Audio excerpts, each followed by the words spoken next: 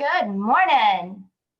Hey, Miss Amy. Like Amy said, I have been admin for several teams, but I have been an admin, in case people don't know my background. Matter of fact, Andrea Walker, who's been here for a long time, I was telling somebody the other day how I got here, and she was like, "Are you kidding me? I didn't know that. I didn't know that." I have been, other than about 2.5 years when I went and worked at Borders and Borders, I have been with this Keller Williams since about 2 months after they very first opened, way back in the Highlands at the original. And I came as the MCA.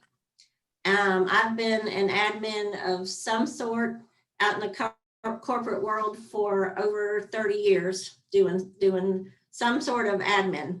And so then I came, Lynn and Perry Thomas, who I don't know if a lot of y'all know, they were one of the original owners with Meg and Scott. And I worked at Southeast Christian Church in the student ministry office as the main admin. And Perry Thomas and Lynn were very involved in the student ministry, and he did the Sunday tech things for the program. And they wooed me over here with Meg. And so I was the MCA for a long while. And then I went on Lynn and Perry's team. And then they needed to, at that point, before they just blasted it out like they are now, they're definitely 7th level, and they're enjoying life with all of their profit share and dabbling with things on the side. And so they kind of downsized their team. Matter of fact, I worked with Laura Webb. She and I were on their team. And then Heidi Four came over and needed an admin. So I worked with Heidi for well over 6 years, and then took a little break from the admin world, at least this kind, and went to Borders and Borders. But Keller Williams is my home. So I ended up coming back and worked for a team.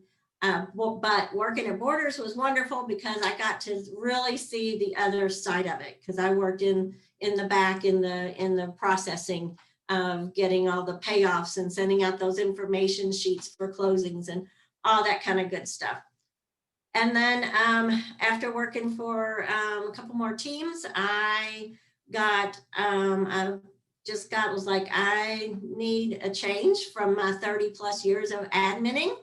And the front desk position came available, and I was like, yes, this is where, plus I love to see all y'all and all the people. So now I get to see absolutely everybody in and out. And so, but I still have done, and I did the concierge and all that for a while, but admin and paperwork and all that is my thing. So I love it.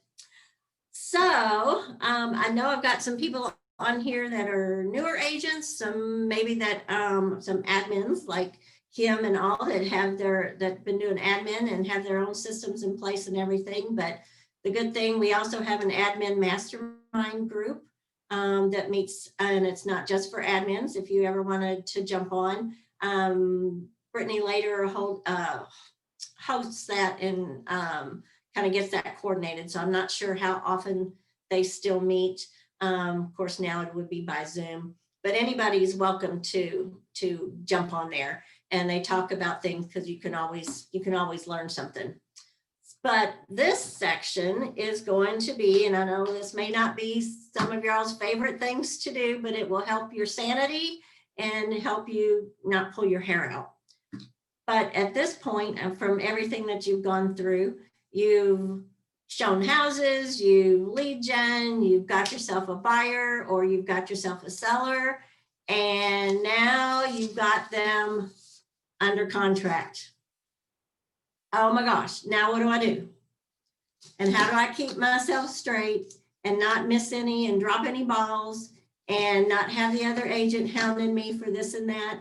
And as we all say, I don't want to be one of those agents.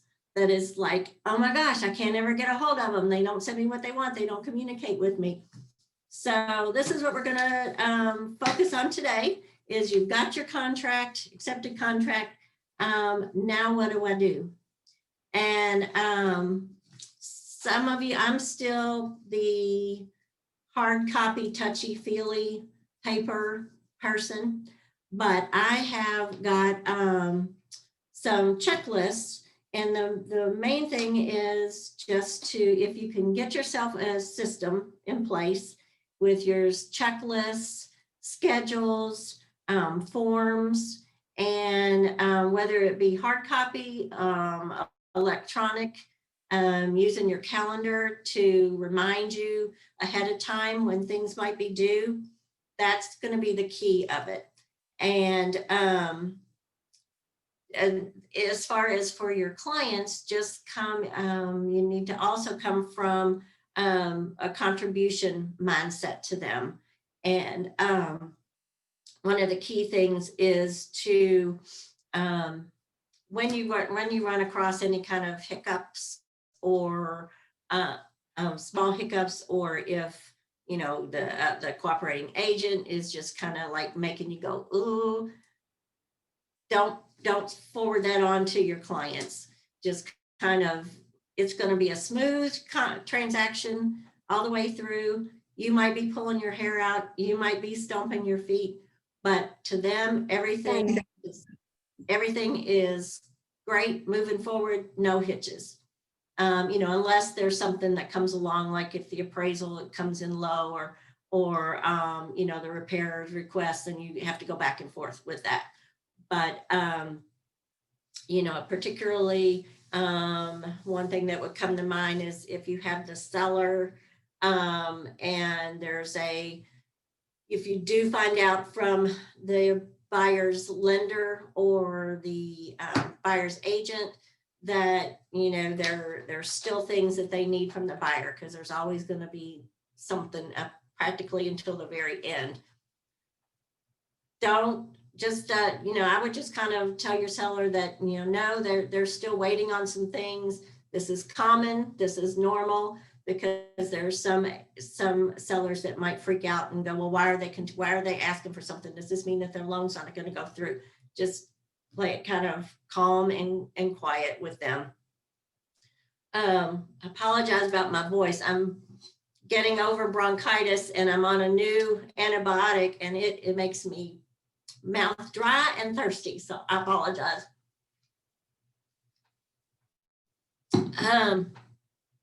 And of course, over communicate. You cannot over communicate to your agent. I mean, to the other agent or to your clients.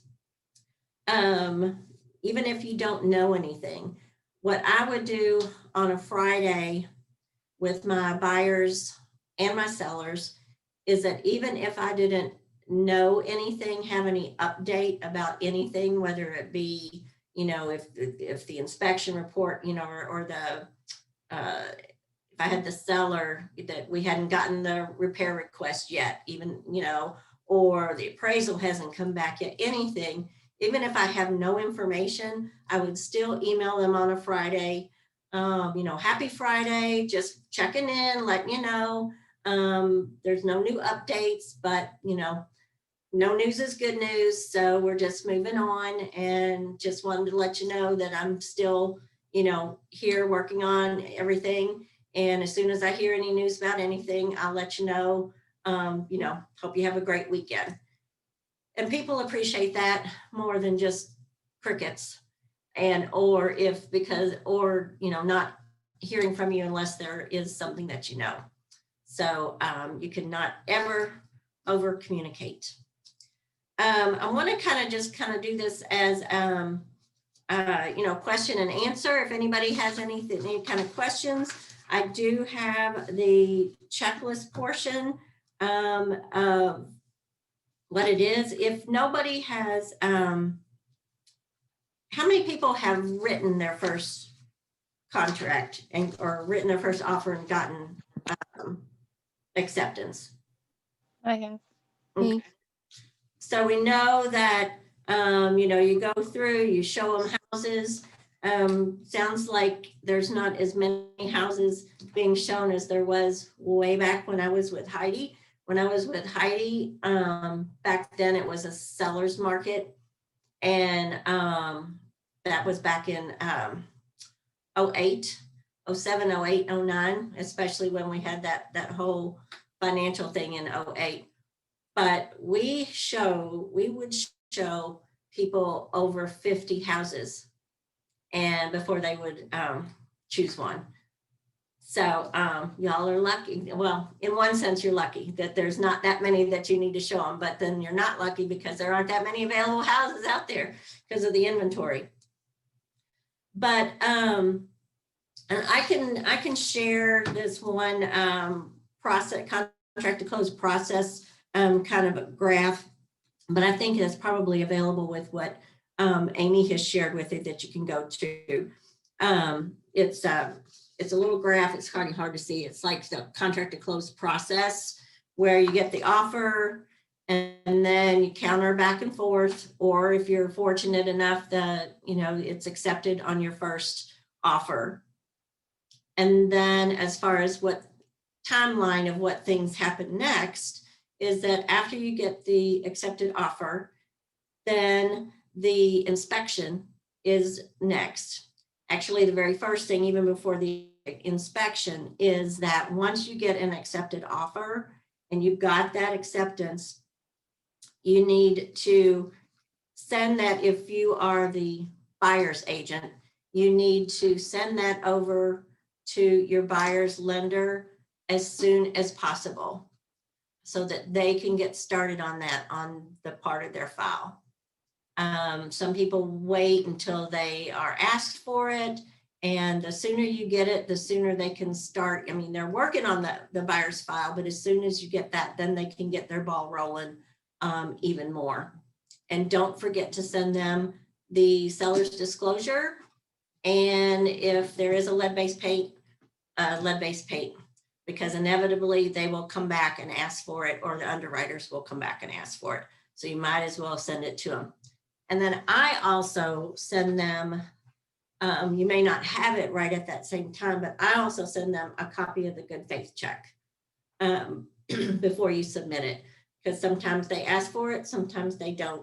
But I'd just rather be safe than sorry and send it. And I do have, let me show you here that. Pop a question? Yeah. So I know that what we've normally been doing is taking that check into the office, photocopying it, depositing it. But recently I read something that now there's a way for people to do the good faith deposit electronically. Uh-huh. How do we get a record or a report of an electronic good faith deposit? What does that look like, or how do we handle that? When it's when they send it electronically, the buyer will get an electronic receipt that it's been sent. So there's two ways. You can either ask your buyer, if you're the buyer's agent, you can ask the buyer for a copy of that, or you can ask Lisa Miller, because then she will also get a copy of it when she receives it and deposits it. But she will also get a copy of it. And that does count as a copy, a valid copy to send to the other agent as well, without actually having to show a physical check. And for those that are new and have not had, and I'm sorry if I'm repeating or saying things to those that have had contracts before, but I want to try to include as much as I can for everybody, is that on the good faith checks, if they are going to actually write a good faith check, just remember to have them make it payable to either Keller Williams Level East, KWLE, and not to you. We've had several that, just misunderstood and made it payable to the agents. And of course, our bank is strict, and they will not accept if you endorse it over to Keller Williams, or if you mark out your name and write in KWLE and they initial it, they won't accept that. So that'll just, delay things. And unfortunately, we had one that was actually a cashier's check. So that was kind of like, oh, now they're going to have to go pay for a cashier's check. Another. And then the other thing is in the little memo or note section of the check, please have them put the property address. It doesn't have to be the city, state, and zip, but just the house number and house and street. And then, of course, the same thing if they submit a money order or a cashier's check. There's no designated line on either one of those, but just somewhere on the check, so that Lisa will have that as a reference. So then so once you send the contract to the lender, then the next thing would definitely be the inspections. If you have the buyer, and then you would probably be giving them, if you want, give them like 3 inspectors that either you've had good experience with or that you've heard that people have good experiences with. And so 3 is a good number so that they can choose and not be steered toward one. And if you don't know of any inspectors, feel free to let me know, or feel free to ask Amy. We've got inspectors here in the office. We've got their business cards. I know several that, that I've worked with, that we've had good relationships with. I know some that we haven't had good experiences with. And, and if you can't reach me or Amy, Kim's here, she has her list. So we usually have several that you can give them. And also explain to your buyers that if you put in the contract that inspections are within, say, 12 days after the acceptance date, that the first day of the inspection starts the day after the contract is accepted.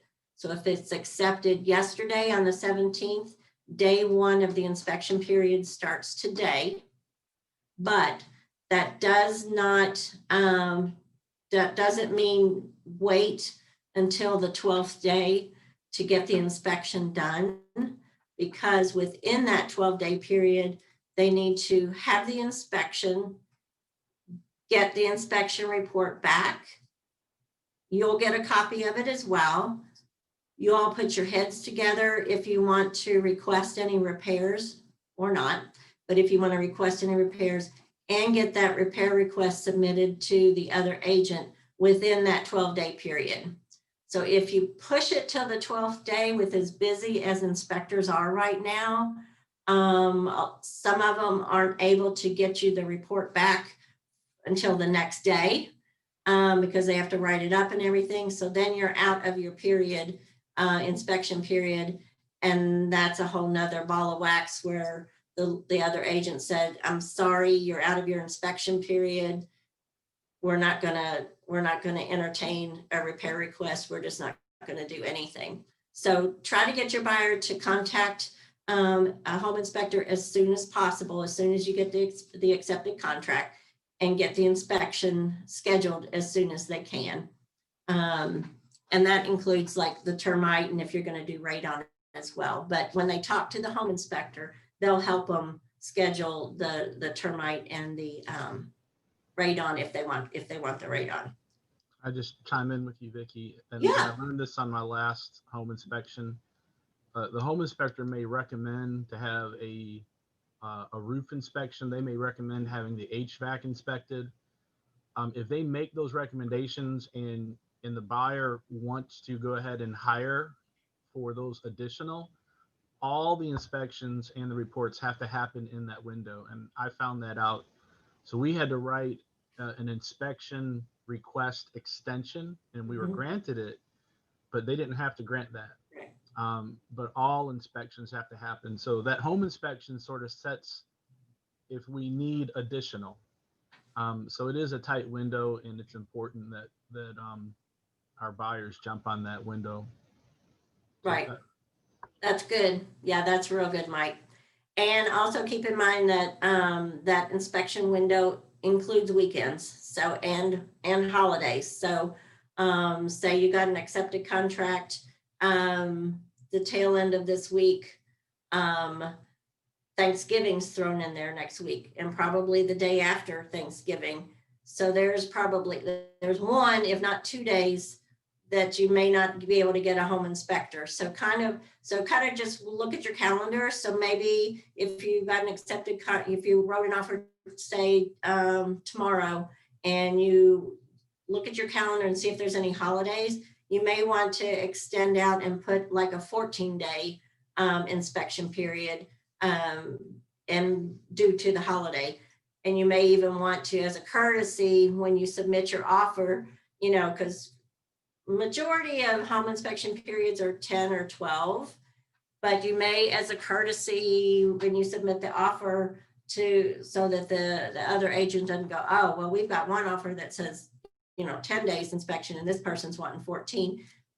Maybe just say, we put in 14 because next week's the holiday and we know 1, if not 2 days are probably going to be, definitely impossible for inspection. So we were given, maybe spin it and say, we're giving your seller the courtesy of extending that because we definitely wouldn't want to interrupt them during the holiday,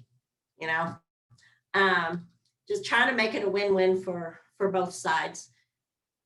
So Mike is absolutely right. So that includes any kind of inspections that you might want, the roof inspection, a foundation inspection, anything, because it all has to be within that period, and you have to have your repair request submitted by 11:59 on that last day of your inspection period to the other agent. So then after the inspection, then of course, then you get to, hopefully they would come back and accept everything on your repair request. Or you go back and forth until something is agreed upon on the inspection, on the repair request. Once that is done, and let me share this screen with you.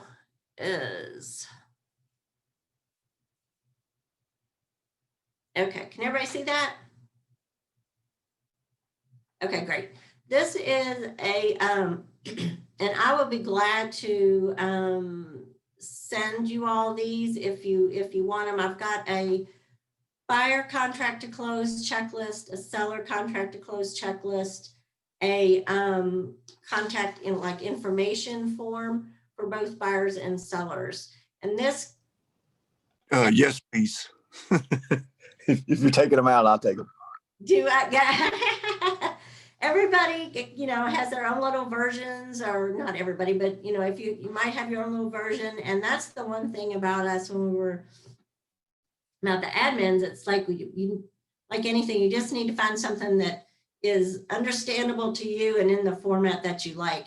And I've worked with several different kinds of setups for checklists, and this one I've seemed to find the best. And again, I don't know if you're a hard copy file person or electronic. I worked with ones where on my hard copy files, I would, and I actually like that, those where you can print off and the pages are clear, and then you peel off the sticker, and then I would put it on the front of the file folder. Of course, if you have a hard copy, that means you have to touch your files a lot.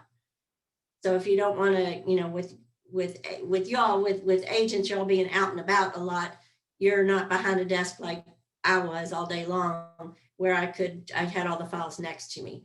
So this isn't an Excel. So if you want, you could do an Excel version, and down here at the bottom, maybe even have the Excel version, for each property, Main Street, Oak Street, First Street, and have it this way if you wanted to. But this kind of keeps me organized. And this was my little section of, once you got the accepted sales contract, then I would make sure, that you got any missing signatures or initials, from the buyers. Make sure you got everything from the listing agent. Verify that the contract packages ready for you to submit to, Keller Williams, either, through .loop or command. And if you're the buyer's agent, making sure that the listing agent changed it to pending or active under contract. I know that's their responsibility, but I always liked to see that that it got changed and they're not, other than the active under contract, that they're not still showing it. And plus, we need to have it pending for when you submit the MLS sheet to Keller Williams, because they like to, that's one thing on the sales checklist is the pending MLS sheet or the active under contract spreadsheet or MLS sheet. And then what I would do initially, well, that's me as an admin. So you yourself, you would probably not, you already, obviously, your buyers, and you would know the loan officer, and you would know this. So this is more for admins that are being given the file as opposed to the agent doing it themselves. So that I introduce myself and kind of let them know that from this point, I'll be kind of their main contact through the end of the deal. And then this is just the little a couple of the little checklist things of turning the good faith check-in, creating your transaction or your opportunity in command and or .loop if you're still using it, but it's going away. Creating the green sheet, going away, or your commission in command. And then of course, making sure everything's in there and submitting it in command and .loop. And then here we are at the inspections and making sure that they've been, and the good thing about this, you can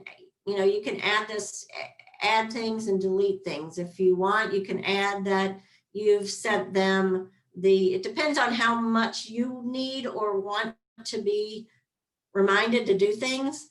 I like to be reminded to do just about everything, especially if you've got several transactions going. That way I know something's been done. Like you could add that you sent them the list of home inspectors to choose from. And then this, of course, is verifying that they've scheduled it. Verify, and this was, if you're an admin, I would verify that the agents, that they've been negotiated, the repair requests have been negotiated and accepted. Because I, as an admin, don't negotiate repair requests. And then this comes to my next step, is that once you've got the accepted repair request and make sure you got it signed, then what I would always do is I would send an email to the lender, if you have the buyer, saying we are past the inspection repair request stage, please order the appraisal. Most lenders won't order the appraisal until after the inspection, because that's then a cost to the buyer. And if the deal falls through, then they've, a lot of loan officers will eat the cost, but regardless, it's a cost to somebody for the appraisal if the deal falls through. So I'm proactive and just shoot out a quick little email. And one of my things that I would do to make it easy on me is that in the email signatures or in Gmail in the quick parts section, you can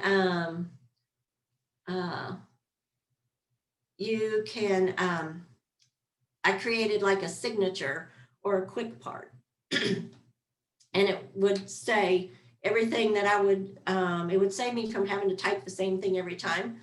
So I would type in, just that we are past inspections, repair stage, please order the appraisal, period. If you can let me know when the appraisal has been done or it has been scheduled, just something quick. And then I start a new email, insert that signature or quick part, and then I customize it. And the only thing I have to customize is, you know, we've gone past the repair request for Joe Schmo, and now we're ready to blah, blah, blah. And so you don't have to retype it. And I also have, if anybody wants any of these, just either, I guess, put it in the chat, or you can let me know. And then if you're with our market center, because I know Amy said that there was a couple of people that jump on that may be, I think she said with Murray. So if you're in our market center, I have your email address. But if you're not in our market center and you would like any of these things that I'm talking about that I have forms and things for, I'll be glad to send them to you. So I do have them typed out, some of my communication things. So I'll be glad to share those with you, but that's just a quick way. So I let the lender know that we're past the inspection and order the appraisal. I include that saying, if you let me know when the appraisal's been scheduled. And I know some of them push back and say, you know, we're not allowed to talk to the appraiser. It's like, I know that, but some of the bigger ones have the appraisal department, and and so then they will find out when it's been scheduled and will let me know. And then if not, I always check with the other agent if I think it's been a while, because it could be over a week by the time an appraiser is, what the lender does, it will send it to their appraisal department or the person that talks to them, because the lender can't talk to the appraiser. And then they have to send that to their department. The department has to reach out to an appraiser and get that appraiser. Then the appraiser has to reach out to the listing agent to schedule the appraisal. Then they go and do the appraisal. And then once the appraisal is done, technically the appraiser has a week to get their report done and submitted back to the lender. And then once the lender gets it, then their appraisal department or their underwriters will look at the appraisal and review it, and then we'll let the parties know, you know, whether it appraised or not, and send the appraisal report to the buyer. So it can be a long process. It's not a longer process than like the inspections. Because I know that's one thing a lot of people think, oh, well, I'm going to order the appraisal, and then 3 days later, well, has the appraisal been done yet? Like, no, it can take a while. And with as many houses that are selling right now, it can probably take even longer. And I'm sure they're still doing this, but they were at one point, unfortunately, sometimes bringing in appraisers from outside of Jefferson County. And I say unfortunately sometimes because they don't know anything about Jefferson County and comps and all. And sometimes their appraisal reports can be a little bit off, but that's when they should call the agent to get clarification. So just wanted to give you an idea that the appraisal can be a little bit longer, lengthier time period from that. And then once it is back, and there's my appraisal thing. So I give it, once I tell them to order the appraisal or let them know it's ready, then I wait like 3 or 4 days after I send that, and I just check to see if the appraisal's been ordered. And then I'll check about 5 or 7 days after that, just to see if they know if it's been scheduled or not. And then when they, like I said, then once the appraisal comes back, the lender will send that to your buyer. You don't have to go over it with the buyer or anything like that. And then for me, I don't order home warranties until the appraisal comes back. Not that anything's going to be paid right now on the home warranty. Nothing gets paid until closing, and the title company takes care of paying it at the table. But I just would rather wait until I know that once the appraisal's back and it's good, you can pretty much feel free that that at least that part of it is good. And then the only thing that would be a hiccup would be the buyer's file. So then I would order the home warranty. And then I send a copy of that to the closing attorney. That saves time from when you get to the closing table and they don't have a copy of the home warranty invoice or confirmation, because the title company is going to need that to be able to pay for the home warranty. Here's some other things. Then after that, just in preparation of closing, make sure you know what title company or closing attorney you're going to use.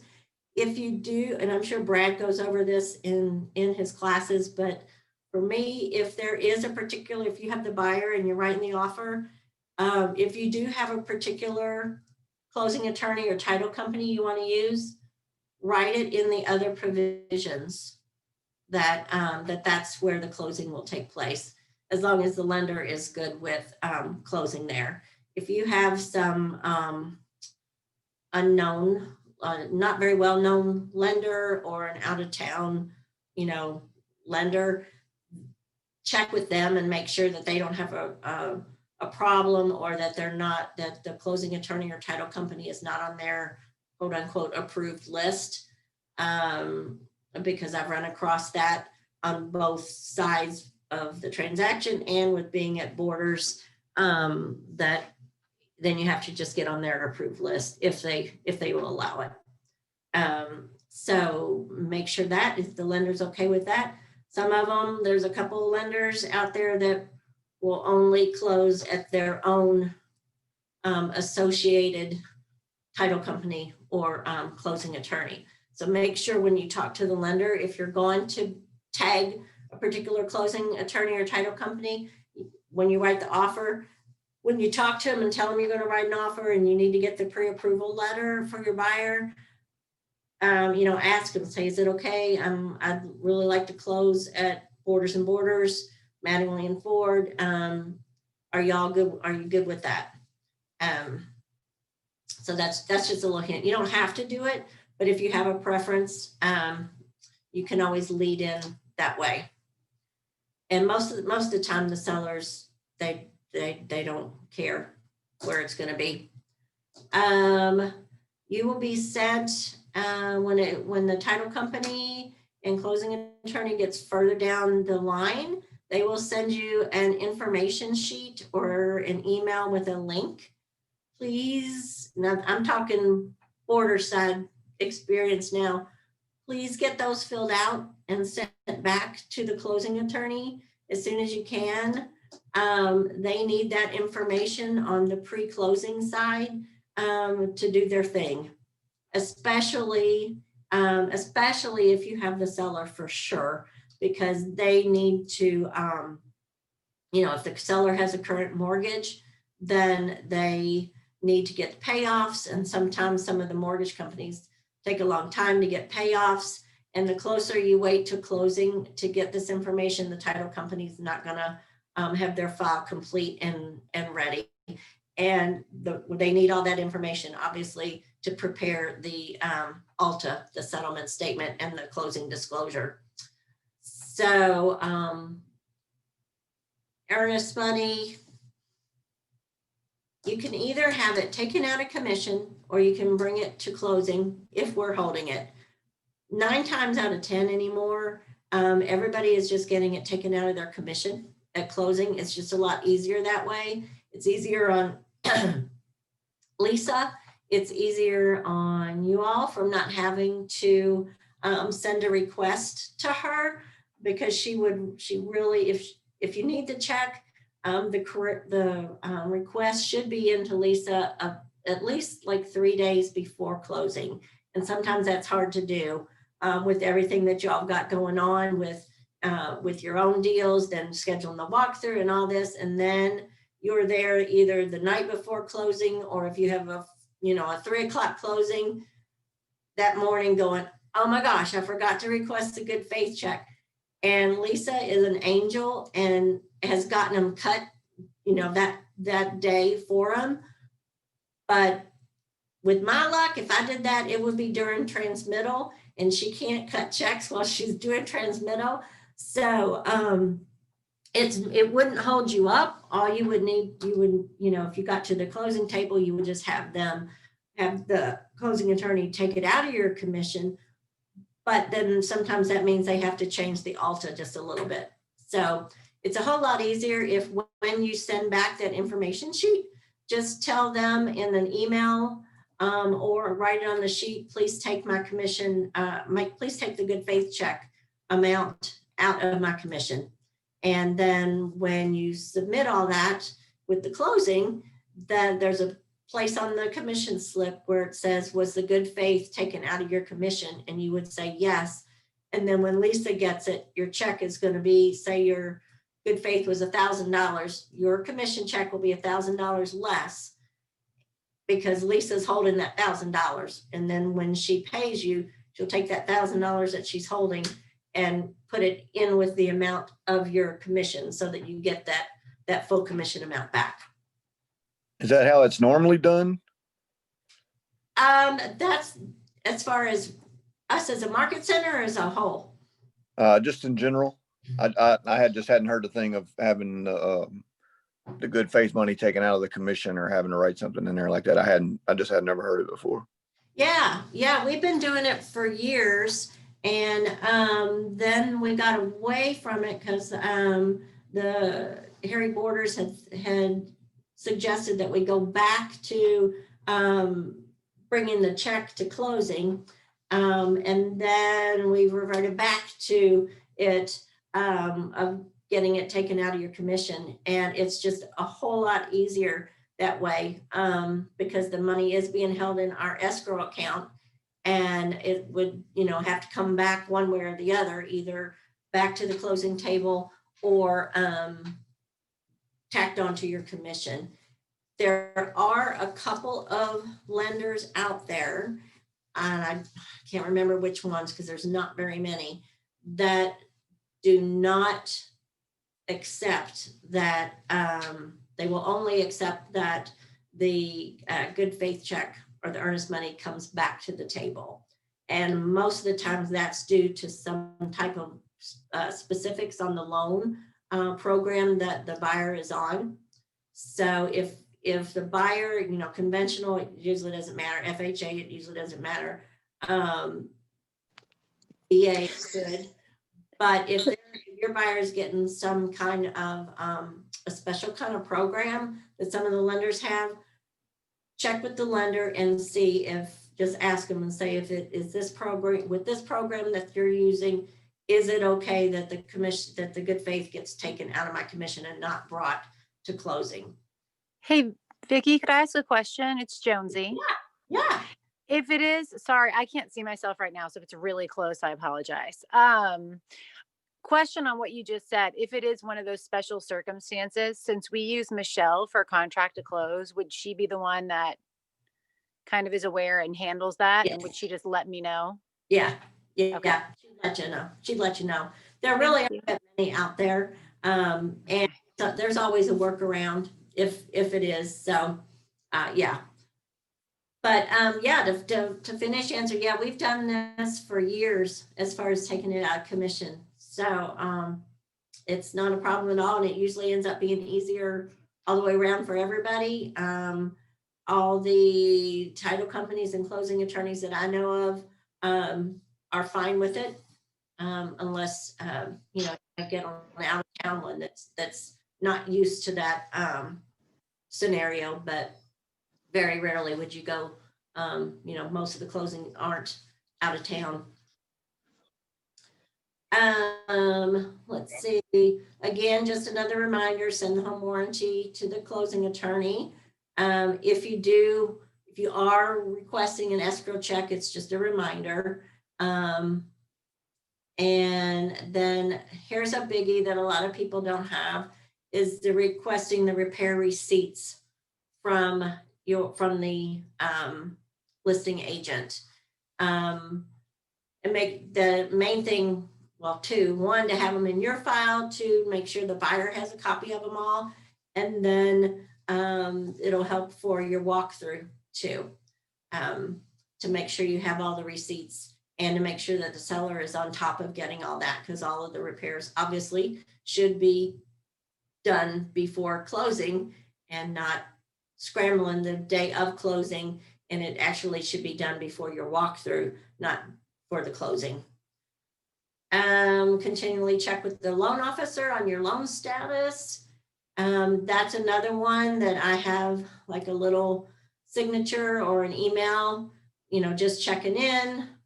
Any details you can give me? Is there anything? Because sometimes the buyer, is late on, won't respond on giving them some things.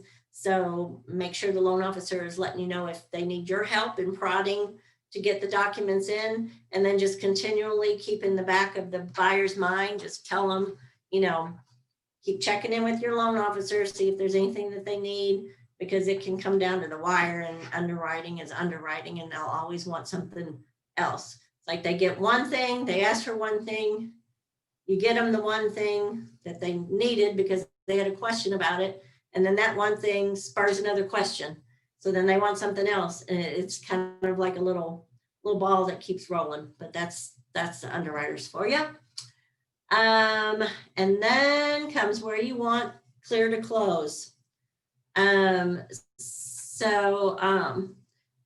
Brad says in his classes, if you put in the offer or the contract a specific date that you want to close rather than a date range, keep checking with the loan officer and asking, are we still on target for closing, December 12th? And keep pushing, or if it's 30 to 45 days, are we still looking good to close within this time frame? And then just stay in contact with the other agent and let them know that either you are, or it's looking like maybe not, so that it won't be a surprise to them if it's not going to make it on that specific day or the time frame. Because even though it has a specific day, and they really try to push that toward that for the loan officers do, but it things happen and it doesn't always make it on that particular day, and then you would need an extension and try to soften the blow to the other agent. And like everybody knows, if you put in a time frame, 30 to 45 days, the sellers always look at closing at the earliest, and the buyers always look at closing at the latest. And it's like, so hopefully you can meet somewhere in the middle, and the loan and the lender can get it done in either the time frame or the date that you set. One thing also that in my experience is that once you've got clear to close and everybody's like, hallelujah, we're getting to the table.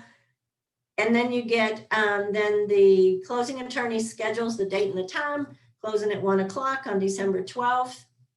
The loan officer lets you know we're closing at 1 o'clock on December 12th. That's wonderful. But you know what? Nobody relays that information to the listing agent. So if you can be that wonderful agent or admin and let the other agent know at closing, and I've got another one of those little emails, closing has been scheduled for, and confirmed for such and such 1 o'clock on December 12th at Borders and Borders, blah, blah, blah, blah, blah. Then I also throw in there, please confirm with your sellers and let me know that this time is confirmed by you, because it's not the lender's responsibility. Obviously, they don't speak to the listing agent generally to let them know. Everybody assumes that the title company or closing attorney lets both parties know.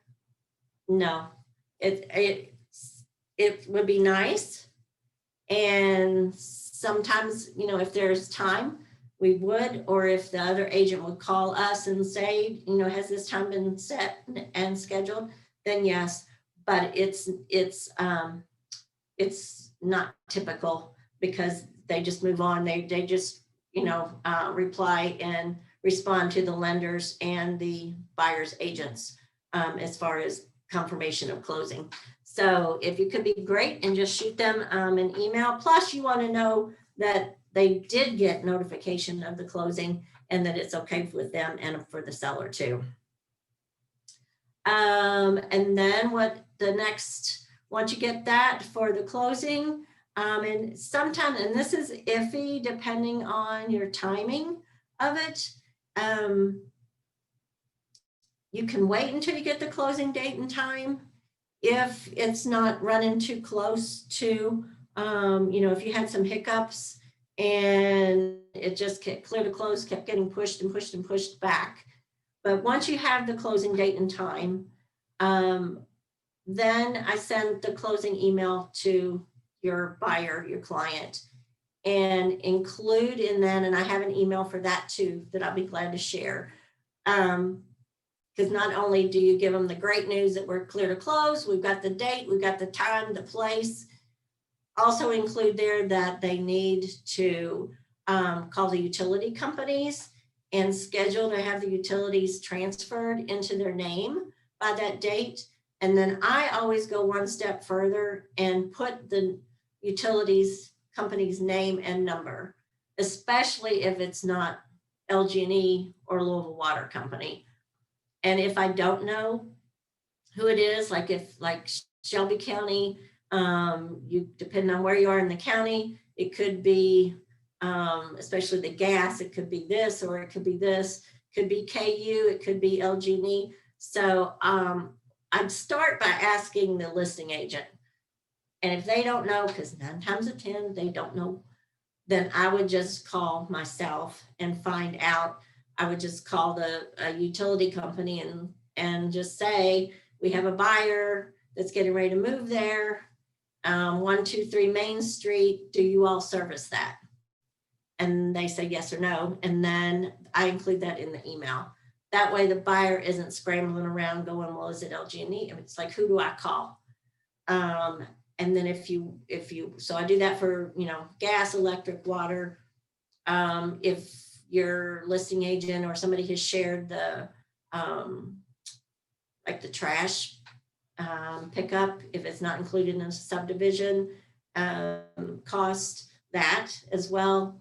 And, anything else that you might know, I just put it in there so that at least they have the numbers and they can call directly. Then you should also get the ALTA statement, also called the closing disclosure. You might get one that's just the buyer side. If you have the seller, you might get the closing disclosure that's just the seller side, or you might get the ALTA, which is the full settlement statement, buyer's column and seller's columns. And of course, each side, you would go over the ALTA or the closing disclosure once you receive that. The lender usually will go over the settlement or the closing disclosure with the buyer because they do have to send out on the buyer, they have to send out their closing disclosure at least 48 hours before closing for them to look at and accept. There could be a couple little tweaks that they can do to it, but nothing major without having to go back through underwriting. So the lender will go over that. But when you get the final closing disclosure and or ALTA, whichever one the title company sends you, then you can go over that with your buyer. And then definitely if you have the seller, go over it with your seller, because obviously they don't have a lender or anybody else to go over it with them. And just go over it, make sure they know that, these are your columns, the debits and the credits, and just kind of, if you can go line by line and let them know what each of these charges are. And then it will show, obviously down at the bottom, what they're on the seller, either what their net proceeds are, or, heaven forbid, they're in a situation where the seller would have to bring money to the table. Let them know that obviously as soon as possible, because they would have to go get a cashier's check for it. And then on the buyer side as well, go over that with them. And if the money that they need to bring to the table, I'm sure their lender has already gone over this with them, but you can reiterate it. And just in case their lender didn't go over it with them, that, you know, if they do need to bring money to the table, that they can get a cashier's check or a certified check for whatever the amount is. It's always payable to the closing attorney or the title company. If they can make it payable to themselves, if it happens that way, and then when they get to the closing table, they would just endorse it over to the closing attorney. So if they would accidentally or intentionally make it payable to themselves, it's not a problem for that. Or they can have their bank wire the money to the closing attorney. And because there's so much fraud going on out there in the world, they would need to call the closing attorney or title company themselves and ask them for their wiring instructions so that they could give that to their bank. Don't ask them to have it emailed to them. If the closing attorney wants to email it to them, that's their discretion. But we as agents and admins don't get the wiring instructions for them because there's been so much interception with these people hacking in, and you know, it causes all kinds of problems. Plus, there's fraudulent emails going out to people saying, here are the wiring instructions, and they look so real to send it to this and that. So please have your buyer, don't do it for them. Have your buyer call, or your seller if they need to bring money, but have the buyer call the closing attorney or title company and talk to, you know, ask them who they need to talk to and have that person actually give them the wiring instructions. And then they would contact their bank and give them the wiring instructions for the bank to wire the money in. And that the money just has to be in there in the closing attorney's account by the time of closing. That's what can delay closing sometimes or when you're at the closing can end up be like, oh my gosh, we've signed all the papers. How come we, you know, we're not finished yet?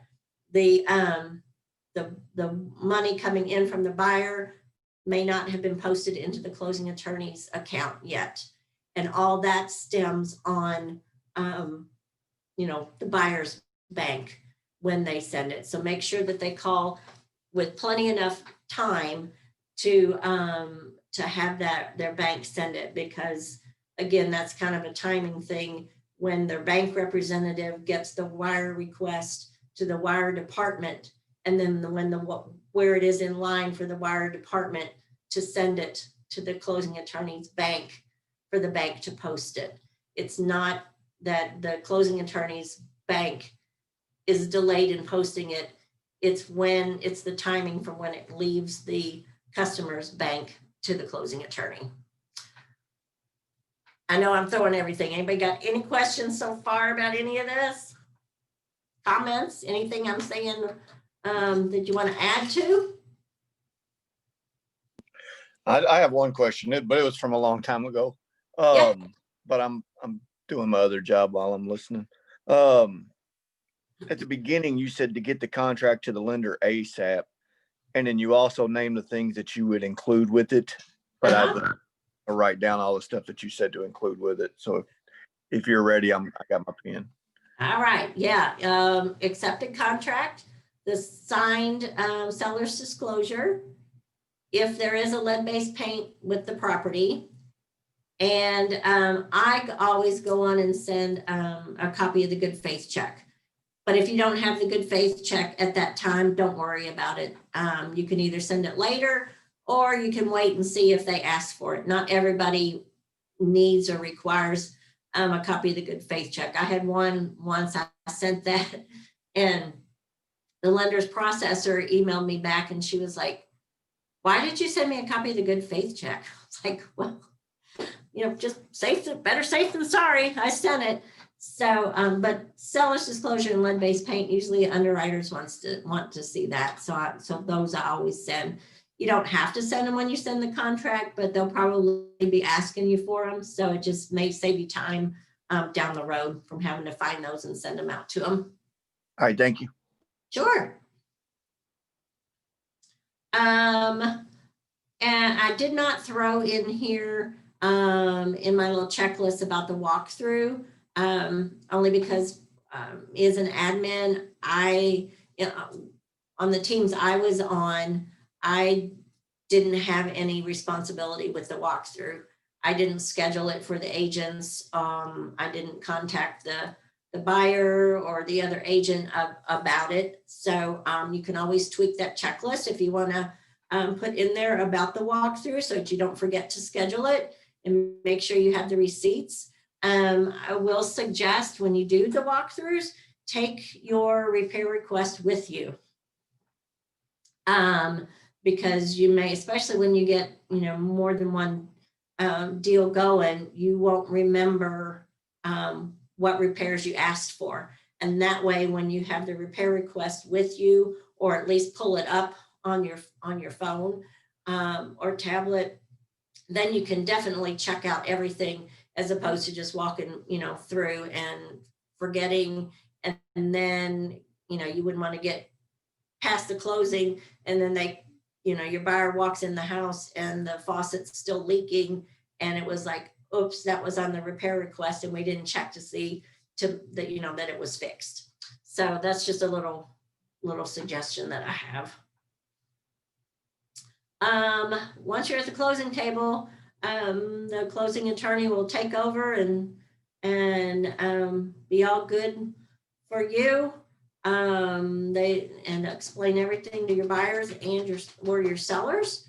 You think on the seller side, I've got a checklist like this just for the sellers. It's basically the same, obviously, except you wouldn't be contacting the loan officer and all. As far as getting ready for closing on sellers, where the buyers are transferring the utilities into their name, make sure the sellers contact the same, the utility companies, and it'd be a similar email that I'd send to them and make sure that they have the utilities scheduled to be transferred out of their name on the closing day. And I say scheduled to be transferred out as opposed to turned off, because you don't want to have the utilities companies turn off the utilities, because then the buyer would have to pay an installation fee and all that. And it's better to just say, we want it scheduled out of our name on December 12th. The buyers will be calling and they will be having it scheduled to be put into their name. As a courtesy, I would, and if I had the seller, as a courtesy, I would always reach out to the buyer's agent and send them, and tell them just a nice soft reminder that my sellers are going to be contacting the utility companies to have the utilities scheduled to be out of their name. So your buyer might want to go ahead and call and schedule to get them in their name. Because, y'all agents get busy and you forget to tell, or you forget about the time period. So it's just kind of a nice little reminder that my sellers are going to do it, so that, we wouldn't want them to have to pay an installation fee if they completely cut it off. And then remind them, also remind your sellers to, call the trash company that it's going to be out of their name, gas company if it's separate, if they're in an area where it's separate. The other main thing, and that's in my closing email to the sellers, for Jefferson County only, is the smoke detectors. At closing, there is a smoke detector affidavit that's required for the sellers to sign, that says that there are working smoke detectors in the house. And again, like I said, it's only for Jefferson County. It's a Jefferson County ordinance.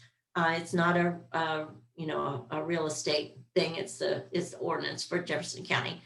And so in the email, I remind them that they need to have working smoke detectors. If the smoke detectors are hardwired, then they should be able to go up, push the button, and make sure they work. And then also if there should be a backup battery, make sure that the batteries are fresh batteries and change the batteries. If they're not hardwired and they're just up there, they need to have new smoke detectors with the new 10-year lithium batteries. So, you know, if they haven't bought smoke detectors and they're not hardwired for a few years, the ordinance is that they need to buy new smoke detectors and have them put up in there before closing. A no that I know that has been done, and closing attorneys will leave the room because they don't want to know, and it really shouldn't be done, is that agents have brought smoke detectors, new smoke detectors to the closing and said, here's your new smoke detectors. It's really not supposed to be done. I don't know how much time it's been done, how many times, but I've seen it done, and it really shouldn't, because they should be new smoke detectors put in there by the time of the walkthrough to you know, prove it. Now, in your walkthrough, you don't have to check them to make sure they're done, but if they are providing new ones, I would ask for the receipt. So that's a reminder for the sellers as well. Once you're through the closing, then everybody is happy. If, you know, make sure you bring, the other things for like sellers is to bring the extra keys to the closing. You can bring a garage door opener if you want, or, you know, just make sure everything is on the counters for the buyers, and any warranties and all that, you know, it's left for them. But definitely bring extra keys. If there's a key code box, have them bring the key code for that. That happened to me when we moved. They had a key code on our front door, and they had no key. So I had to ask for the key code and all that. And anyway, it was a mess. I couldn't get in the garage because the garage door keypad thing didn't work. So I was like, so make sure they bring any kind of keys, anything like that. And then once you're done, now you get to work on getting paid. So when you come back, and also if you're the seller, don't forget your lockbox or your super box and your sign. You know, if you want, you can ask the other agent to bring them. It just depends. Or so you can always bring the extra key from the lockbox or the super box to closing too, for the other agent. Once you're done with closing and you head back here to get paid, you bring all your paperwork in. You've got your opportunity and command all set up. You've submitted that as the sale. Rita's looked at it. You've got, she's approved it. You filled out and submitted the commission tab section in command, or the green sheet and the loop in .loop. And so that's already been done. And let me talk about I'm going to backtrack. Let me talk about the commission tab and or the green sheet. I would go on and do that early. It's a requirement, but when you submit the sales checklist, it asks for the green sheet or the commission portion in command. There's lots of agents that I've seen that don't do the green sheet or the commission until later in the transaction, or even after closing. They have different, you know, reasons why they don't, you know, in case it falls through, then, oh my gosh, then there's a green sheet out there, or the commission, and, or I'd just rather wait. If you do a green sheet or the commission thing, and if the transaction, heaven forbid, knock on wood, would fall through, don't worry about it. All you would need to do is to let Lisa or Rita know that it terminated, and they can eliminate that commission portion or the green sheet thing. So it's not set in stone and that it's there forever and ever. They can take care of that part of it. But the sooner you get it in, one, the sooner you'll get paid, because they can't, they need to approve the green sheet along with the other documents before they can pay you, and not necessarily at the same time, preferably. And it also helps with Lisa knowing the projections of how many closings there might be during the month for her reporting purposes. So that's just a little bit of that. So then when you get back to the market center and you've got your check and you've got your closing documents,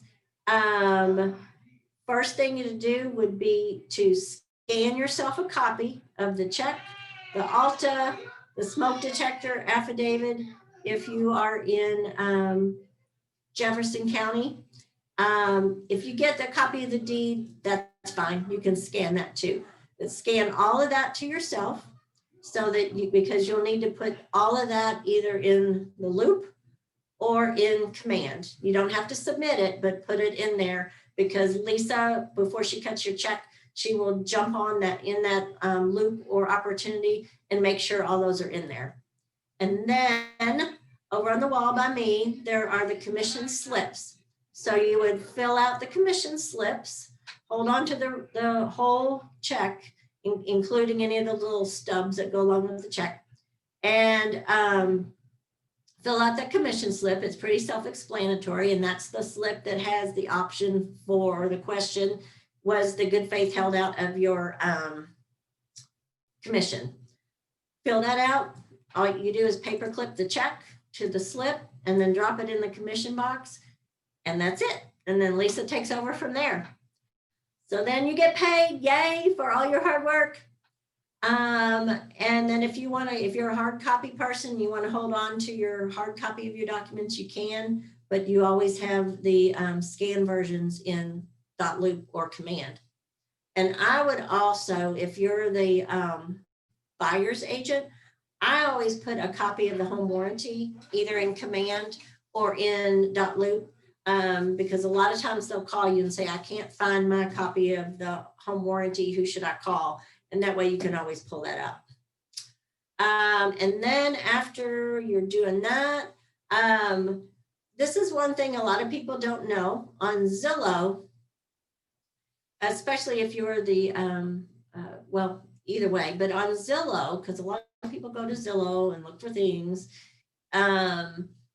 you can track, you can put in there your, the number of sales that you've had. So you can log into your Zillow account if you want to. Not everybody does, but you can go in there and you can add your past sales. Even if you're not the listing agent, you can put in the 123 Main Street. You can say you had the buyer. You could say that it sold for $250,000 and the date that it closed. And then it just kind of keeps your past sales history, which helps people if they come across your name and see how many sales that you've had. And then this one is update command and or .loop, like I said, to make sure all your other documents are in there. And then I don't have any more on here, but once you've done that, then we get to the part of keeping in contact with your past clients. But is there anything anybody has any questions about before this? Let me share this one thing with you too. This is my buyer's information sheet, and it just has at a glance information that you might need. Just in case, this helps with filling out the closing attorney's information form rather than having to go back through your contract, especially like if the seller is paying any closing costs for the buyer. So this has just kind of in possession. It has helped me from not having to flip through the contract. Obviously, contact information. It has, inspection deadlines, who the inspector is, when it is. Hey, Vicki. Yeah. Are you sharing your screen on that form? Yeah, Okay, because it's not showing. it says I'm sharing. We're still on your buyer contract to close checklist. Oh, you are? Yes, ma'am. Let me. All right, let me try this.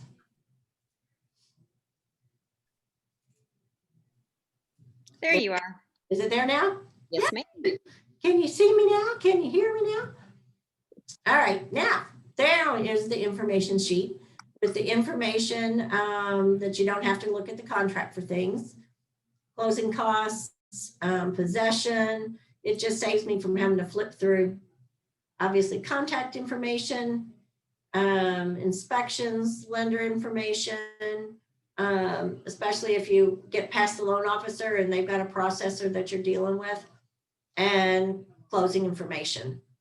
And I've got one for sellers as well. And I'll be glad to share these with anybody that would want it. Does anybody have anything at this point that you want to share, questions, talk about? I've been doing all the talking.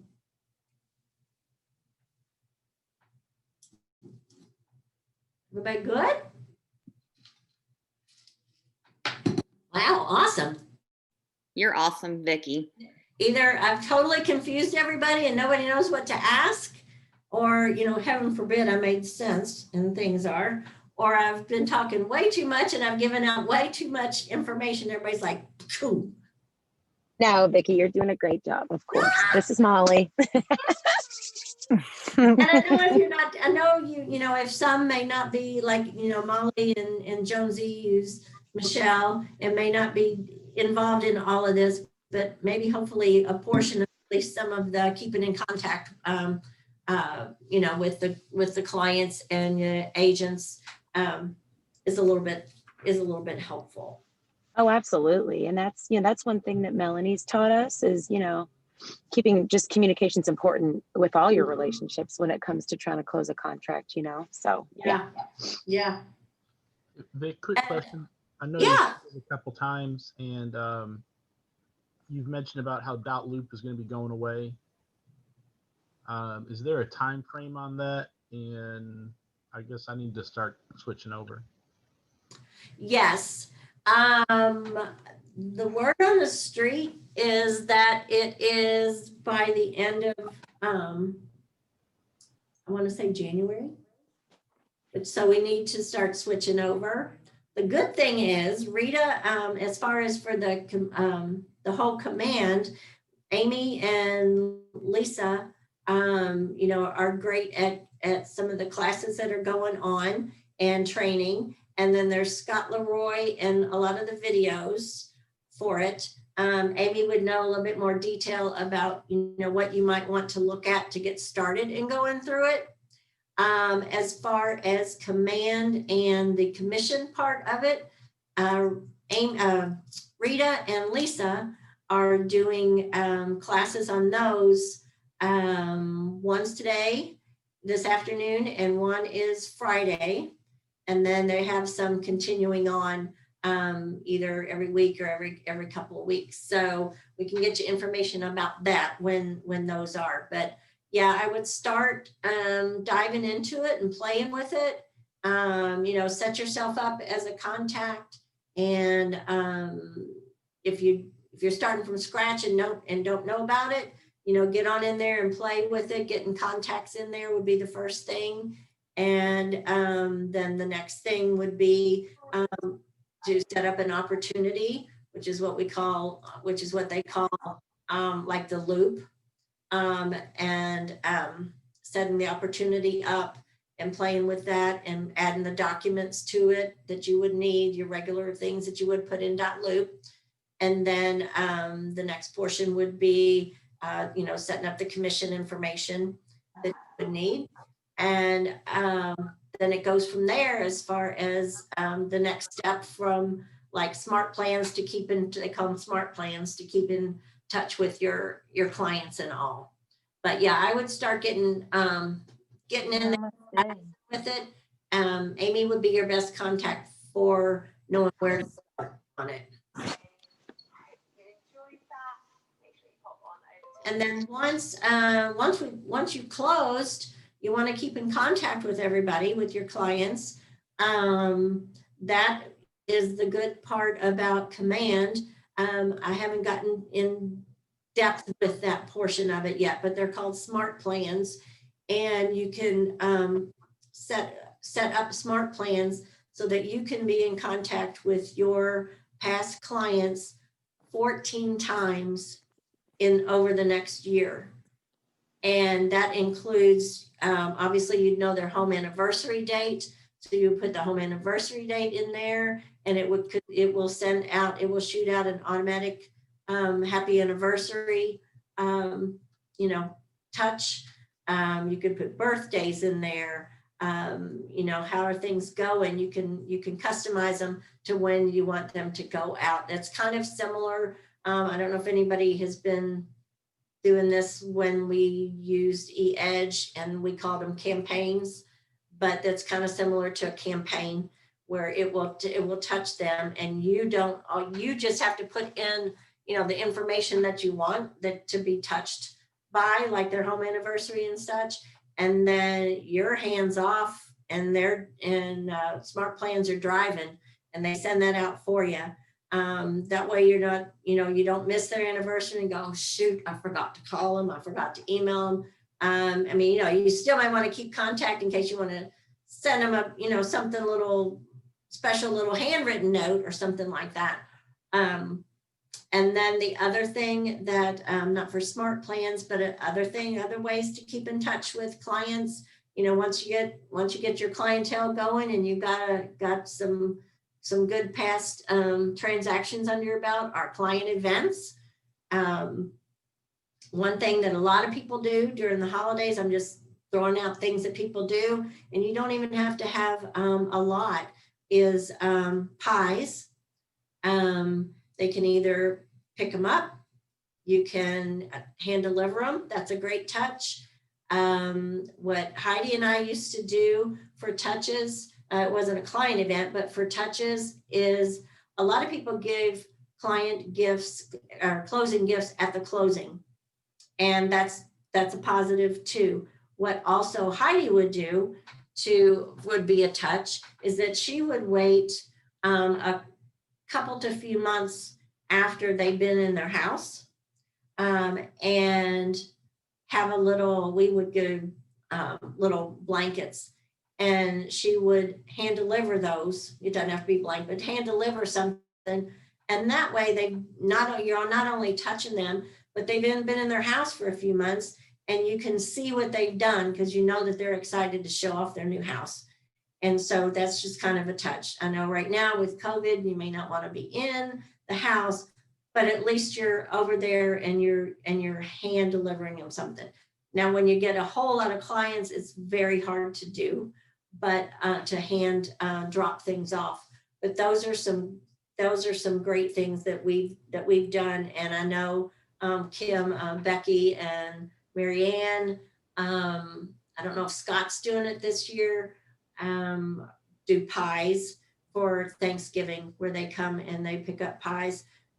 This year, I know it's getting close to it, and even for Christmas, but if you are last minute thinking of doing that for people to pick up pies, just FYI, that this year, we're not having the guests come in the market center to pick up their pies because of COVID.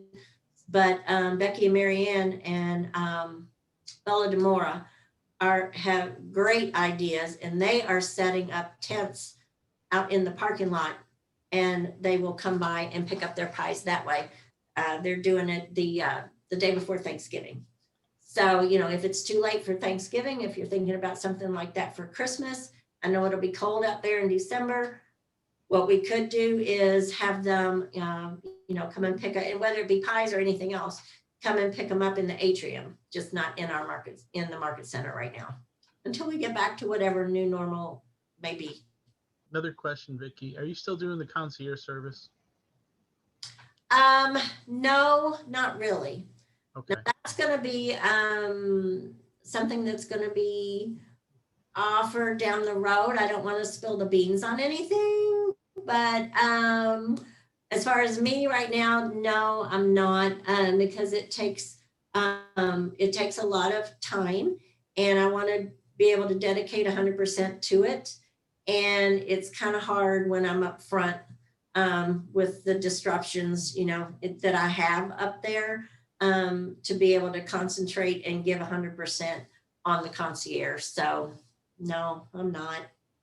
I like it, but I just wouldn't feel, I don't feel comfortable that would be giving everybody 100% doing it. And then I wouldn't miss something. And then I would feel awful that I missed something. Well, I was going to give a shout out because as a solo agent, and I had that privilege to have that service for my first listing. You did a phenomenal job. You helped me, and I was going to give a shout out to you for that because there's other solo agents on here. Yeah, it was tremendous. And so I just wanted to say thank you publicly. Oh, thank you. Thank you. I enjoyed it. And Mike, I'm telling you, he's rolling, he's rocking. So no, I appreciate that. And I am always here to help you. You know, I'm available to help and, you know, to lead and all that, but to actually be concierge and take it over and, you know, load the listings for you and do the concierge service. I'm not available to do that, but I'm always here to help and look over your shoulder and explain. So yeah, that part, yeah, I'm here. Let's see, client events. We would do the bats game. We've done that. The bots have been real successful. Of course, the key is you know, to do it year after year if you can. They would have a fall client event here by the fountains and have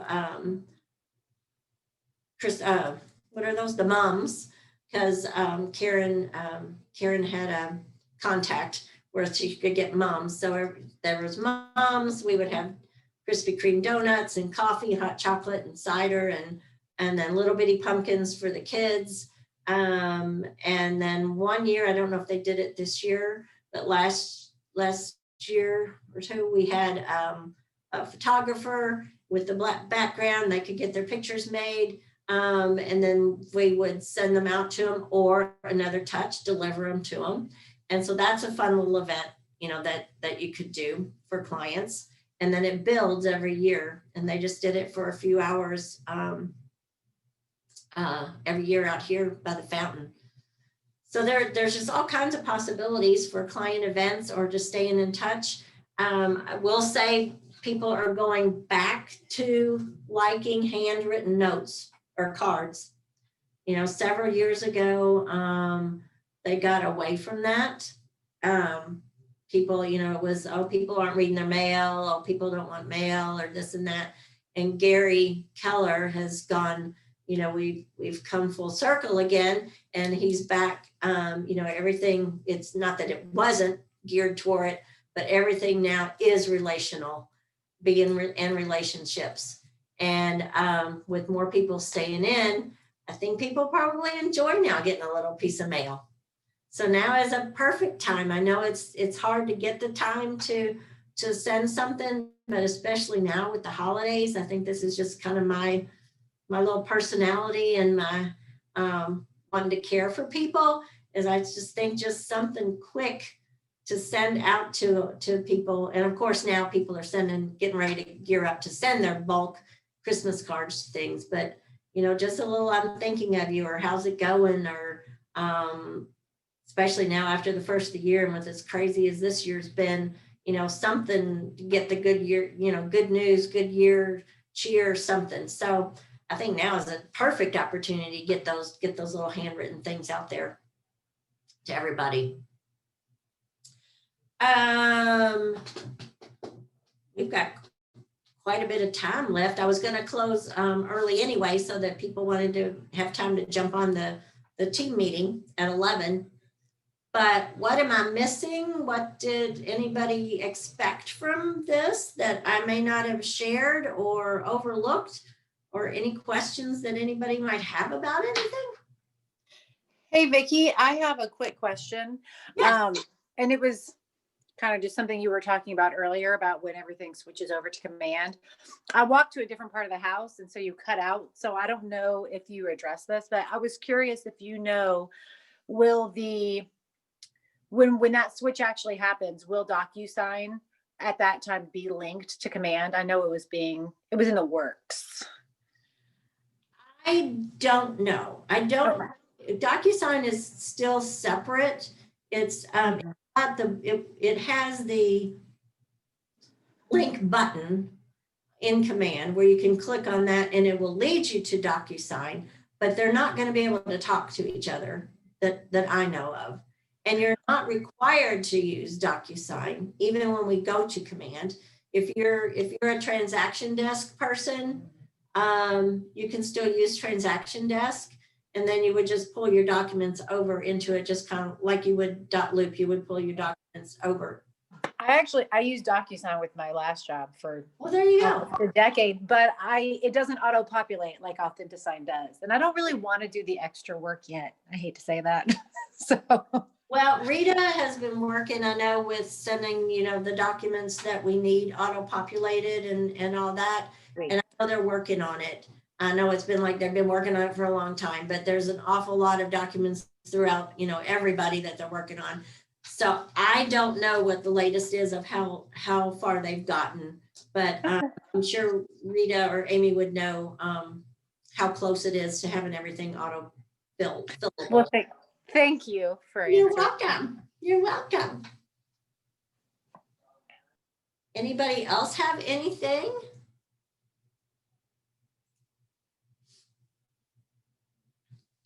No?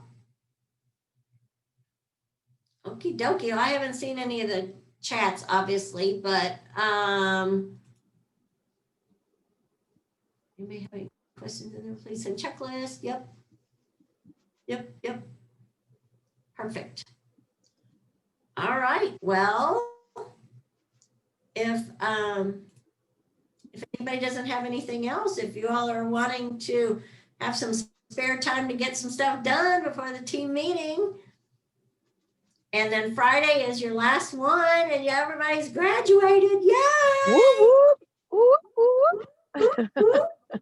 And for the newer agents, if once you graduated through here, and if anybody has any interest in being agent on call on days, Ignite was one of the to have taken Ignite to be one of the eligibility things.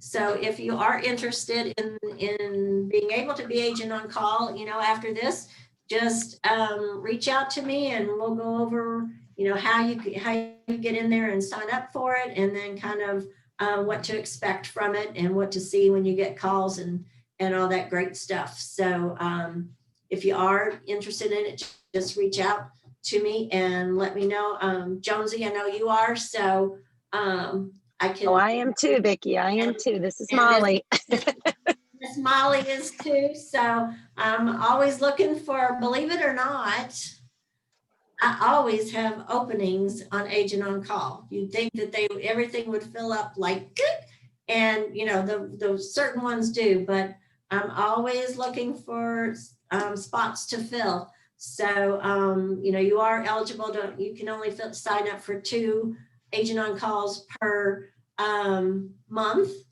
and only one of them can be on the weekend. Well, the Friday evening, which carries through the weekend. But once you've done those 2, and if I have openings that I haven't gotten filled, then, if you want to be on my list to reach out and see if you're available, on Tuesday during the day or whatever, I can manually go in and override and add you to it. So don't think that just because you've signed up for 2 that you're not eligible to be agent on call for any additional days. It's just that you wouldn't be able to fill yourself in. If you tried, it'll say denied because you've already done your 2, but I can. And I'll tell you, some people think that maybe, we've heard, mixed things about it. Someone's like, oh, I'm just, answering the phone for this and that. And it's like, not really. I tell you what, there's an agent in this office. She has been so fortunate that when she has been agent on call during the day, I mean, it's hit or miss, you never know. She has gotten 3 listings, I think, out of people calling in. And, it doesn't happen like that all the time, obviously. You're not going to necessarily all the time get somebody call in and say, I'm looking for an agent to help sell my house.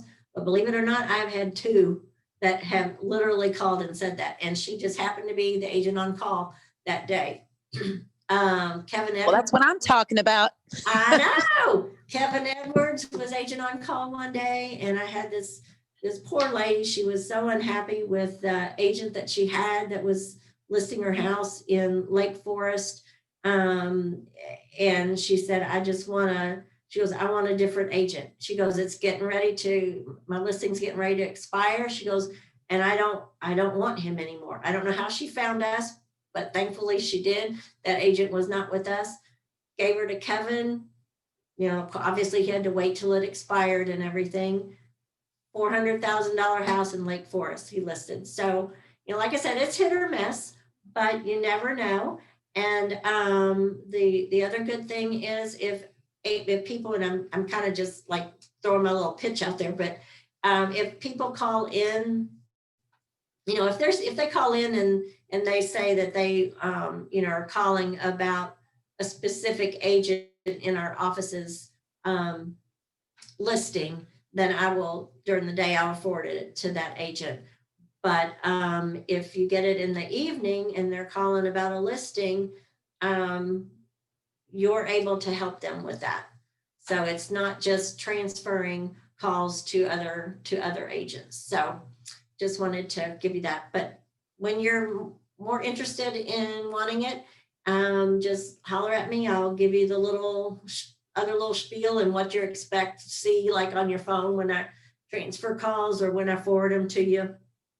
And let's see, the other thing is with holidays, on Friday evenings, you get them all through the weekend. If it's a holiday, you'll get that holiday. And if we're closed, probably you'll get it the next day, because I don't, since I'm not working, I wouldn't be forwarding the phones and changing them back and forth.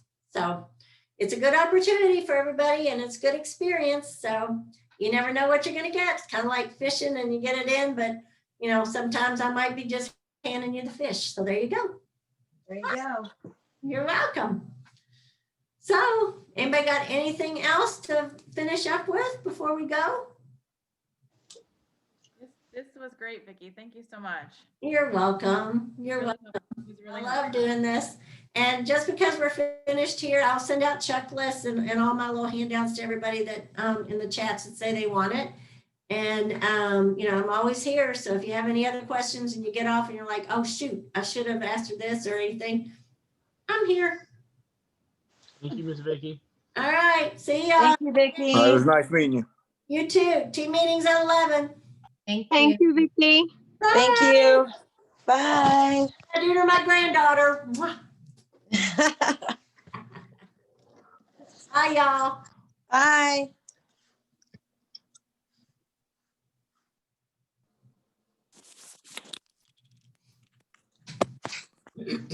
Bye, Vicki. Thank you. Bye.